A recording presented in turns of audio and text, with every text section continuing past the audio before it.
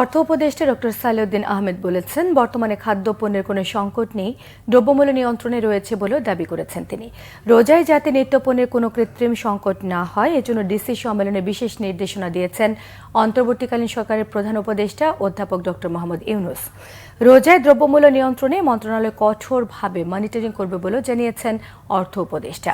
বৃহস্পতিবার সচিবালয়ে ক্রয় সংক্রান্ত উপদেষ্টা কমিটির বৈঠক শেষে তিনি এসব কথা বলেন। আরও বলেন, ছোটখাটো কিছু রাস্তাঘাট এবং কালভার্ট ব্রিজের নির্মাণ প্রকল্প অনুমোদন দিয়েছে ক্রয় সংক্রান্ত উপদেষ্টা কমিটি।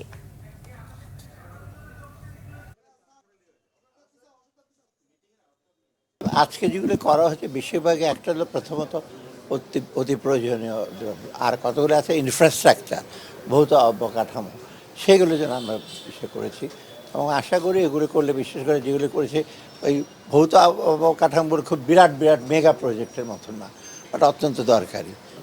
হোলসেলারদের এবং রিটেলারদের যাতে কোনো রকম ম্যানিপুলেশন যেন না হয়, কারণ খাদ্য অনেক সময় দেখা যায় সাপ্লাই আছে কিন্তু ভোক্তার কাছে যায় না, গুদামে পড়ে থাকে, লুকিয়ে রাখে। এইগুলো যে কোনো ক্রমে আমরা ইস্যু করবো না। তো রোজার সময় আমরা এনশিওর করবো যে কারো বিষয় না। আর রোজার সময় আরেকটা দেখবেন, আমরা একটা এক্সট্রা সেল সেন্টার করেছি, আপনারা দেখেছেন না কতগুলো এক্সট্রা লোকে। অতএব সাধারণ মানুষের যেন কোনো নিত্য প্রয়োজনীয় দ্রব্যের জন্য কোনো রকম অসুবিধা না হয়।